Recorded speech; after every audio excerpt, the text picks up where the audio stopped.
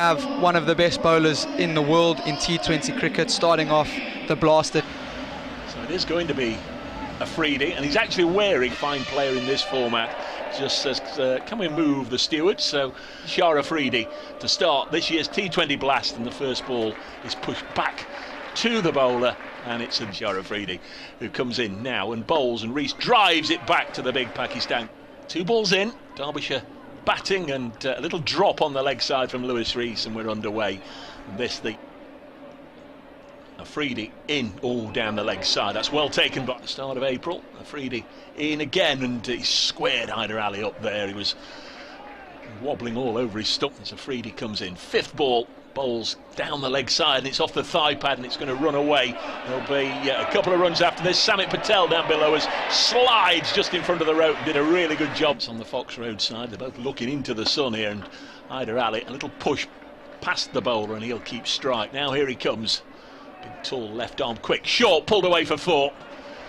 Nicely played by Lewis Rees. He'll take on the challenge. He's Afridi to test out the middle of the wicket again. This one's just slipped down the leg side. All eyes on umpire Afridi. The big tall quicks spearing it in. This one's drilled into the offside. Won't get a run there. Kyle is a leg spinner. Lewis Rees on strike on 6. Afridi bowls to him, and a little drop and run by Rees. He was determined to get down to the other end there. I think he's just had a little. Is the standing umpire at the pavilion end. Afridi bowls, and Madsen just works it off his hip, although they have made the quarters 11 of the last 13 years. Nice looking push into the offside by Rees. Didn't get hold of it really, did he? Single. No. To Zach Chappell. Bowls, and Chappell swings from the hip, misses it out. Here he comes again. Can he get a wicket in this spell? Bowls to Chappell, drives down the ground. He runs the first one quickly. Nicely fielded.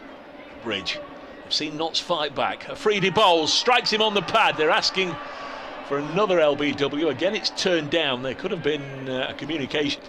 Here comes again. Afridi looks in good rhythm, as you'd expect. Donald clips it out onto the leg side, and Donald runs into Afridi, or Afridi runs into Donald. They both apologise. The Falcons, as Afridi bowls. It's gone for the scoop. Another LBW shout, and Shaheen Shah Afridi gets the wicket in.